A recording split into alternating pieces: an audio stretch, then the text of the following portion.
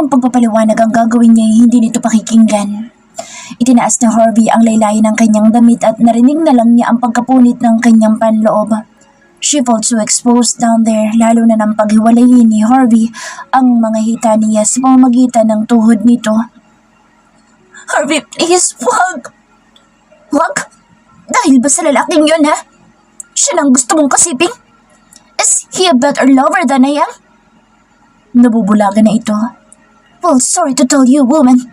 As long as we're together, you are mine alone. Ang anumang sasabihin pa niya nilipad sa kawalan ng walang babalang pag-isahin ni Harvey ang mga katawan nila. Napaluha siya sa sakit. She wasn't even wet when he entered her kaya ganoong katindi ang pagsigid ng kirot. Halos pangapusan siya ng hininga. The pressure from his body, from his fierce pounding was too much to handle. No one should touch you like this, Janine. No one. Tila nag-iba na ang boses ni Harvey. May bahid ng bangis.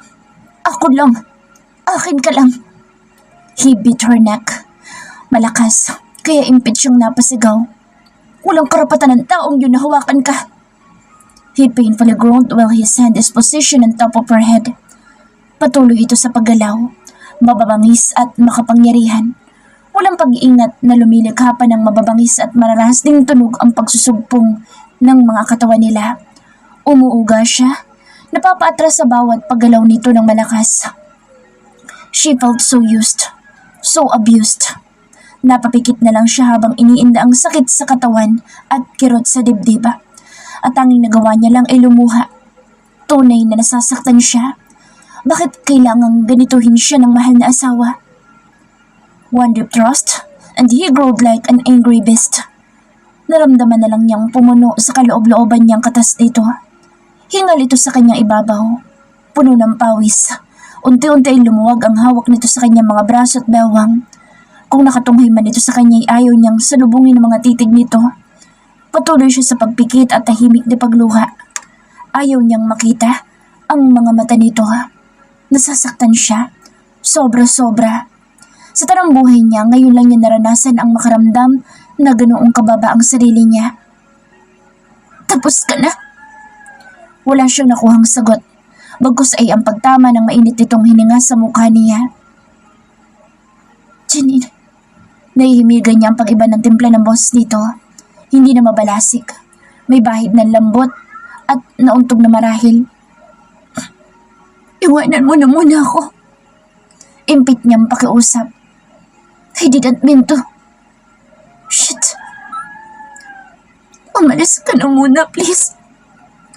Tila may pag-aatubili dito. Naramdaman na lang niya umalis si Harvey sa kanyang ibabaw. Siya naman ay kaagad tinakpan ang sarili ng kumot at tumagilid paharap sa dingding. Yakap ang sariling tahimik na naglandas sa mga luha sa kanyang pisngi. Lumundo ang kama at pakiramdam niya na upo ito. Sunod-sunod itong nagpakawala ng mararahas na buntong hininga. I'm sorry.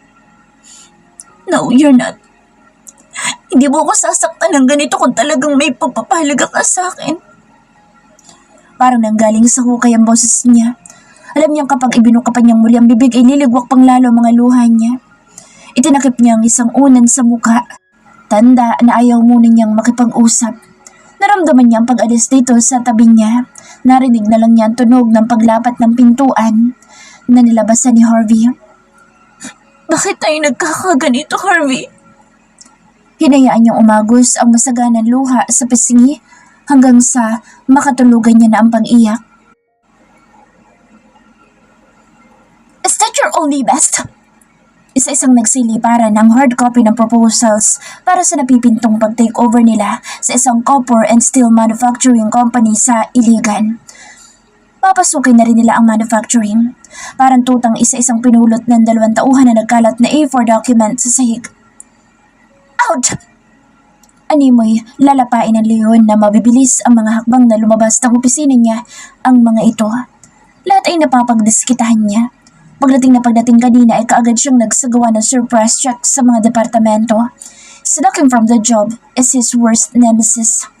Lahat ng hindi niya naibigan ay nasita niya. He is so unfair, he knows. Sarili niya ang kinayayamutan pero nadadamay ang mga tauhan. Hindi niya napaghiwalay ang personal na problemang iniwan niya sa bahay. Nahapong isinandal niya ang ulo sa sofa at pumikit. Harvey, huwag! Sa ginawa niya ay mas nabubuhay sa kanyang alaala ang luha ang imahe ni Janine kagabi. Kasabay noon ay ang pagsigid ng guilt at galit sa sarili. He was a monster. He had never forced himself on women pero kagabi, halos hindi niya nakilala ang sarili. A hidden beast was unleashed in him. Sinaktan niya ang asawa niya, ni hindi man lang niya ito pinakinggan. Asshole! Malakas niyang mura sa sarili. Inis na naihilamos niya sa mukha ang dalawang palad at sinabunutan ang sarili habang nakatungo at nakatukod sa mesa ang dalawang siko. What have I done? Nahiya siya sa asawa. Sa kabila ng kagaspangan niya, maaga pa rin itong nagising para ihanda ang susuotin niya. Imbes na magalit at sumbatan ay nadatnan pa niya kanina sa kusina. Tahimik lang itong nagluto at naganda ng babaunin niya. Gusto niya itong lapitan at tumingin ng sorry. Ilang lunok ng laway ang ginawa niya bago sana hahakbang palapit dito pero nang makita niya ang bugto nitong mga mata, inatake siya ng matinding hiya. Nahirapan siya kung paano sisimulan ang paghingi ng tawad. Sorry wasn't enough to undo what he had done. Hinayaan niya sariling kainin siya ng selos. He was jealous as hell. Selos na selos na selos. Napakiwari niya ay gusto na niyang patayin ang lalaking yun. He was her first love for God's sake. Ngunit anuman ang naabutan niya, wala siyang karapatang saktan ito. Mas nadagdagan ang kasalanan niya sa asawa when he saw her crying silently. Mas piniga ang puso niya ng 1,000 beses. Coffee? Napaangat siya ng mukha. Si Karen ang nakatayo sa harapan ng mesa. May bitbit itong umuusok na kape. But I guess you need more than coffee or any Advil. Umupo ito at sinuyod siya ng tingin. You don't look well. Nagpakawala siya ng sunod-sunod na buga ng hangin. Okay, ganyan ka rin noong nagkatampuhan kayo. Pati trabaho ay apektado. Hindi naman siya dating ganito pero pagdating sa asawa niya hindi niya nakokontrol ang mga emosyon. I guess it's best for you to go home. Nahihiya akong harapin siya. Matamang tinitigan siya ng kaibigan. You can't hide behind your desk forever. Puntahan mo na. Humingi ka ng tawad. Ano mang kagaguhan niyang ginawa mo? Sana nga ganoon kadali. Tumayo siya at pinulot ang susi ng kotse. Inilabas niya ang nakatagong gym bag. Nagpalit siya ng damit bago lumabas ng opisina. He needed to be somewhere else or else ay sasabog ang dibdib niya sa samot-saring isipin. Sa gym ni Baxter niya nasumpungan ng sarili. The CEO pays me a visit in the middle of the day. This is quite historic. Malawak ang ngiting sinalubong siya ni Baxter na pansamantalang iniwan na isang babaeng mahihinuhang tinuturuan nito kung paano magtapon ng job sa punching gear at nilapitan siya. Am I seeing a ghost? Tinapik nito ang balikat niya. Sino bang pinakamalakas dito? Inilibot niyang paningin sa kabuuan ng malawak na gym. Sa lahat ng sulok ay may mga MMA fighters na abalang hinahasa ang kaalaman sa lahat ng uri ng martial arts. Pumuno ang mga sigaw. Tunog ng mga suntok sa mga martial arts gear sa paligid. Naglanding ang mga mata niya sa dalawang lalaking nagpapalitan ng suntok at lakas sa gitna ng ilang kwadradong ring. Yan, si Luis ang pinakamalakas dito. As of the moment, Muay Thai, Judo, Aikido ang laro niyan. Ilang ulit na rin lumaban sa MMA fights at kasalukuyan nga nag-train para sa pinakaunang sabak sa European fight. Sa tansya ko dyan, sa lakas at liksi, hindi malayong maging next John Jones, yan ang UFC. Inilapag niya ang gym bag sa isang bench at inayos ang pagkakasuot ng arm gear sa sarili mga kamao at walang babalang umakyat sa gilid ng ring. Hey! Agaw niya sa atensyon ng mga nasa ibabaw ng ring. Nagtatakang napasunod si Baxter sa kanya. Napahinto si na Luis at ang sparring partner nito at direktang napako sa kanyang pansin pati na ng dalawang lalaki nakaupo lang sa gilid ng ring. Sa tingin niya ay coach ni Luis ang isa sa mga iyon base sa pagsigaw ng pagbibigay ng instructions ng mga nasa loob. I wanna fight. Kako ka ba? Si Baxter sa hindi maipintang expression na binalawala niya lang. Yet, he insisted. Pinagbigyan siya ni Luis. Nakapagpahinga ang sparring partner nito na may mga pasana sa muka. This is crazy, Harvey. It's suicide. Parang amang nag-aalala para sa anak si Baxter. Pumosisyon ito sa gilid ng ring. Nagsimula ang duelo. Nananansya silang pareho ni Luis sa mga naunang job ng bawat kamao nila. Hanggang sa nag-iba nga ang tempo ng galaw ni Luis. Mas naging agresibo. Wala naman talaga siyang balak na gumanti. Ang tanging pakay niya lang ay ang magpasuntok ng magpasuntok. Gusto niyang saluhin lahat ng mabigat na kamao at sipa ni Luis. Hindi siya umiwas. Sa bawat pagdapo ng sakit ay iniisip niyang si Junine ay nagpapatama ng mga mabibigat na kamao at binti. Mas nasasaktan siya, mas lumuluwag ang pakiramdam niya. Fight back! Halos magkapanabay na sigaw ni na Luis at Baxter at ganoon na rin ang iba pang naroroon na napahinto na rin sa sarili nitong mga ginagawa at nagkukumpulan na sa gilid ng ring. Fight back! Tinitigan niya lang si Luis. Naroroon ang yamot at awa at pagtataka. And one final blow landed on his face. Umikot ang kanyang pakiramdam at naramdaman na lang niya ang pagbagsak ng pisngi niya sa ring. May mainit na likido na naglandas sa kanyang ilong. Namamaga ang pakiramdam niya sa kanyang buong mukha at katawan. Tuluyan siyang natumba. Bago ipinikit ang mga mata ay iisang mukha ang tila nakikinikinita niya. Janine. Humalo sa naglandas na dugo ang luha niya. Kulang pa. Kulang pa ang pisikal na sakit na kanyang natamo kumpara sa pasakit na ibinigay niya kay Janine. And when she knew his little secret, she may end up hating him forever. Janine. Daing ng puso niya, ng buo niyang pagkatao. Tuluyan ang inagaw ng antok ang kanyang pag-iisip at buong kamalayan. Gusto mo lang pala magpabugbog. Luis was an excellent choice. Congratulations! Lumalagpas sa kanyang tanga ang mga litanya ni Baxter. Imbes na sawatain ito ay hiniyaan niya lang itong magsalita na magsalita. Nasa bar na sila at nakaupo sa magkatapat na upuan habang nilulunod niyang sarili sa alak. Dito siya dinala ni Baxter matapos siyang balikan ng ulirat. This is so not you, Harvey. Ano ba talaga nangyari sa inyo ni Janine? Ulit-ulit mo sinambit ang pangalan niya kanina habang nakabulagta ka at parang baliw na umiiyak. Lagok lang ng beer ang isinagot niya. Mula kaninang makapasok sila dito ay ganoon pa rin ang posisyon niya. Nakatungo habang nakatukod ang dalawang siko sa hita at sa bunot ang buhok. Kung nakikita mo lang sana ang sarili mo, you look pathetic. Baxter stretched his legs. Inilagay niya ang braso sa sandalan ng couch. I love her. Natahimik si Baxter na ilang segundo. Marahil ay hindi inaasahan ang deklarasyong iyon. And I'm so damn jealous. Isa pang lagok, kasunod noon ay ang pagsinghot. And I hurt her. Ang gago ko. Mariing wika niya at sinaidan laman ng bote.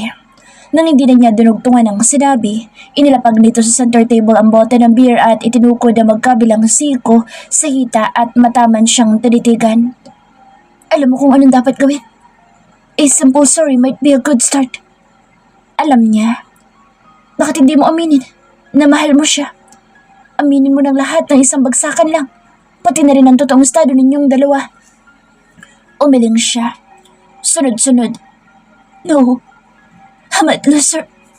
She would hate me if she'd known. Iiwanan niya ako for sure at ayoko mangyari yun. Hindi ko kaya.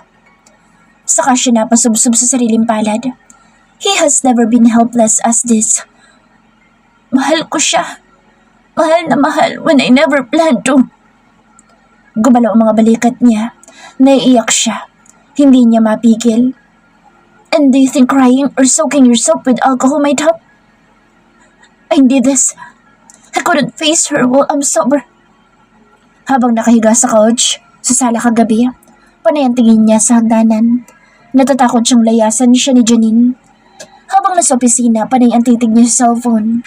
Hinihintay kong tatawag si Mang Boyet at ibabalita kung sakaling umalis ito. Napapraning siya. Nanakit ka ng babae. Anong ina-expect mo magiging reaksyon niya? Halak ka? Stop being such an idiot and coward. Ayusin mo lahat. Nagkakaganyan ka nang nasa tabi mo pa siya. What more kung lalayo siya dahil sa kaduwagan mo? No, hindi siya iiwanan ni Janine. Hinding-hindi. Magsasama pa sila ng matagal. Bubuo pa sila ng maraming alaala. They will have kids. Adi, Achilles, Arthur, and Athena. Yun ay papangalan nila sa mga anak nila. I will marry her for real this time. Lampas 8:00 na pero hindi pa rin dumarating si Harvey. Ang dinner na inihanda niya ay kanina pa nanlamig. Nawawala na tuloy siya ng gana. Kanina pa siya matyagang naghihintay pero gabi na hindi pa rin ito umuwi. Nag-aalala na siya para sa asawa. Kating-kati na rin siyang tawagan ito pero nagpigil siya. Naiilang pa rin siya matapos ang nangyari kagabi. Ngunit ngayon niya higit na mas napatunayan ang lalim ng pagmamahal sa lalaki. Nagawa siyang saktan kagabi ni Harvey but she couldn't find the slightest anger in her heart towards him. Kasalanan niya din naman. Hinawing niya ang nakatabing na manipis na kurtina sa likod ng kinuupan niyang sofa. Mapusyong naliwanag mula sa lamppost ang tanging sumalubong sa kanya. Umuwi ka na, please. Nag-aalala na ako sa'yo.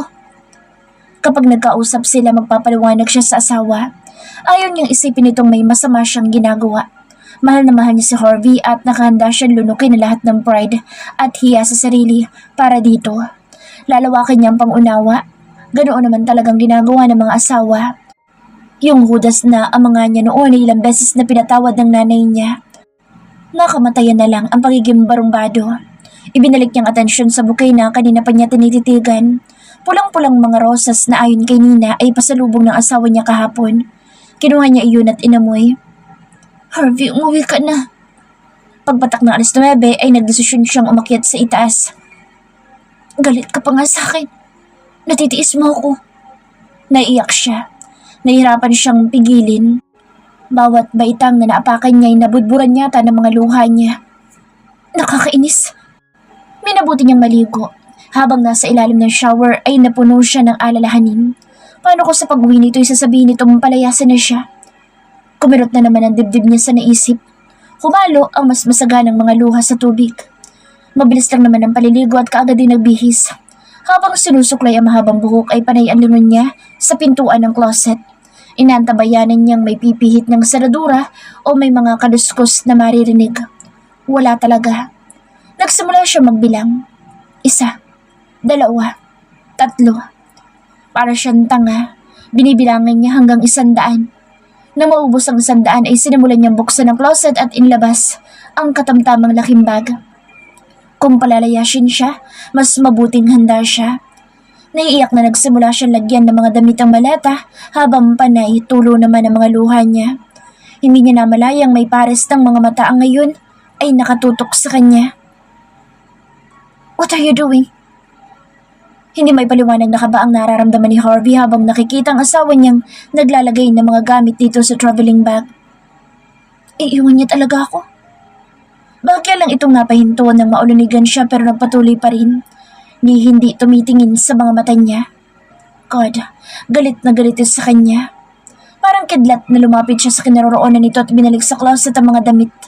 Subalit muli yung kinuha ni Janine at isinilid sa bag. Janine, ano ba itong ginagawa mo, ha? I'm preparing my things.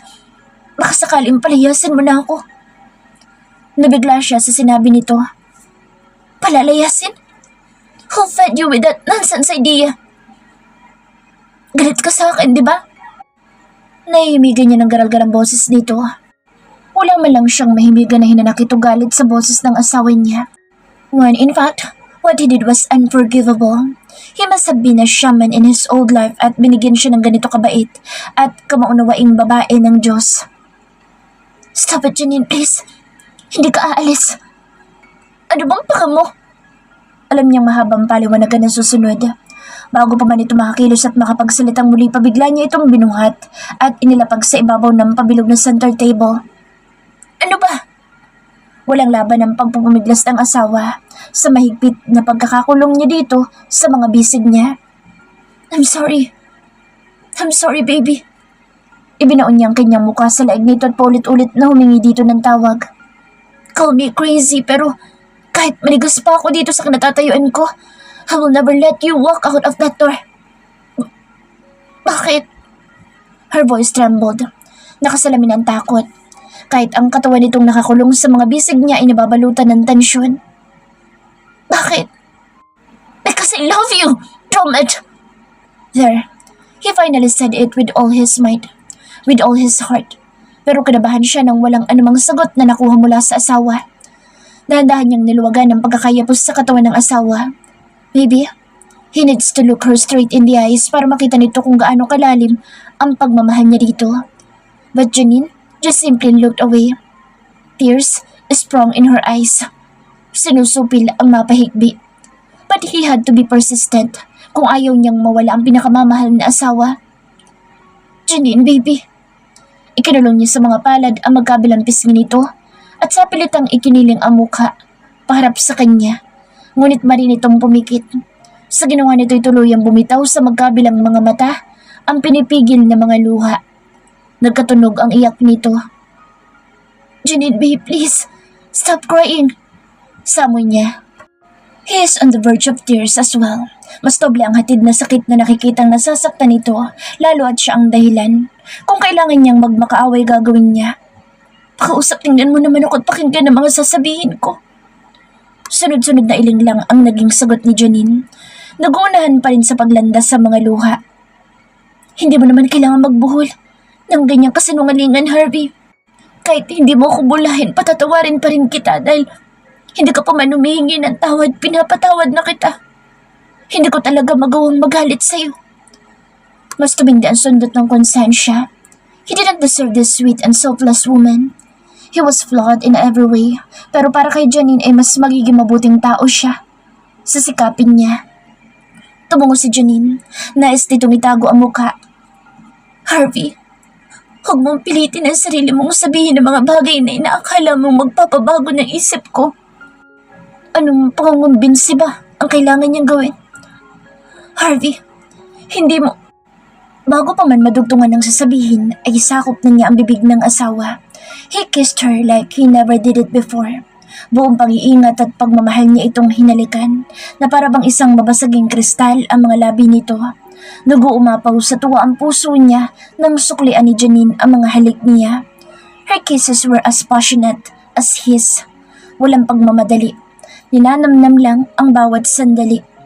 Hindi na niya matansya kung ilang beses na kapwa sila naglunoy sa labi ng isa't isa. Kissing her was divine. He will never get tired tasting her lips and owning her. The whole her. Ipaglalaban niya ito sa kahit na kanino at nakahanda siyang maghintay na masuklian ng pagmamahal niya. God, he loves this woman so much that his heart burst with so much love and longing. His heart is full of emotions only for this woman. I love you so much, Janine. When he ended the kiss, he recited those words while resting his forehead against hers. Nakapikit pa rin ang mahal niya. Mahal na mahal kita, Janine. At hinding-hindi na kita pakakawalan pa kahit hilingin mo pa. Because life without you is miserable as hell. Lumangap siya ng hangin bago nagpatuloy. Hihintayin kong tuluyan kong mapalitan ang buwan na yun sa puso mo. Hindi ako magagalit. Hindi kita mamadaliin. Maghihintay lang ako.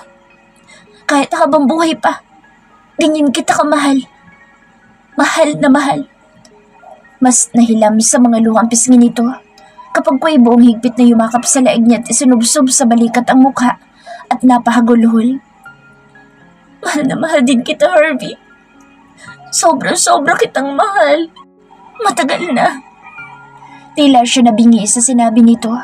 Bahagya niyang inilayo ang katawan nito at pinakatitigan nito sa mga mata. Mahal mo din ako? Tama ba, Janine?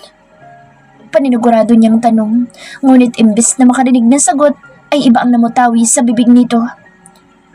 Sinong bumugbog sa'yo? Pumalit ang pag-aalala sa mga mata nito. Pinadaanan nito ng haplos ang ilalim ng kaliwang mata na sigurado siyang nangingitim sa pasa. It's his sweet Janine again. Harvey, sino? Hinuli niya mga palad dito at dinala sa tapat ng bibig. It doesn't matter how I got these bruises. Kahit magpabugbog ako araw-araw, maipakita ko lang sa'yo kung gaano ako nagsisisi.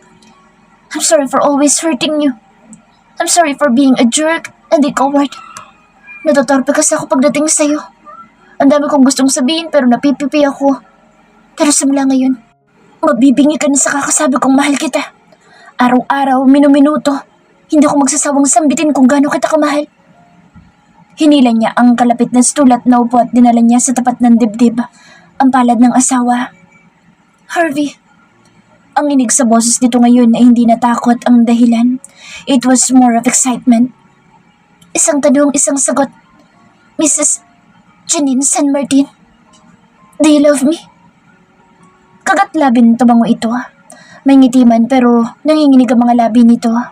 She contained her tears just like how he was holding back his.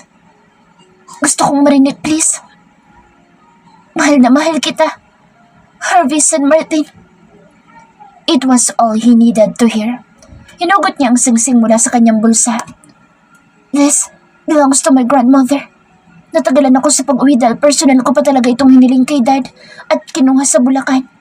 Sabi ng lola ko, ibibigay ko lang daw ito sa babae mamahalin ko. And so, I am giving this to you. Parang nanginginig ang mga kamay nila nang isuot niya iyon sa daliri nito. Katabi na ngayon ang wedding ring nila. Let's make everything real. Walang kontrata, walang usapan. Let's scrap everything I told you before. We will live together not because it's a necessity. Let us be together because love binds us. Gusto mo ba yun, mahal ko? Sunod-sunod na naging tango nito. Wala na talagang bawian, ha? Gusto niyang makasiguro. Never. Mahal na mahal kita, Harvey San Martin. Isinasaad nitong nakakulong ang mukha niya sa mga palad nito. I love you more, Mrs. San Martin. And I intended to love you until my last breath. Masuyong halik ang pinagsaluhan nila. Kapwa sila may ngiti sa mga labi nang bitawan ang labi ng isa't isa. Now, let's take you to bed. Maingat niya itong pinangko patungo sa kama nila. His warm embrace blanketed her frail frame as they lay side by side. And this is heaven. Lying beside his wife is phenomenal. Janine is the missing puzzle of his life. Ngayon niya masasabing buong-buo na ang pagkataon niya. What Janine has brought into his life is that insurmountable sense of happiness and completeness. Wala na akong hanapin pa, mahal. And even her hoarse breathing gave him a sense of satisfaction. Para yung musika sa kanyang pandinig. Naghatid ng taos na kaligayahan sa puso niya. Noon, pinagtatawanan lang niya ang idea na pagmamahal. Never did he thought he'd fall hard into this labyrinth trap, falling in love with his wife. I love you, my wife. Samot-saring mga bulaklak ang bumungad kay Janine sa pagbaba niya ng hagdanan. Parte pa rin ba na magandang panaginip niya ang nasaksihang parang hardin ng mga bulaklak? Grabe ate, nagmumukha tayong flower shop nito.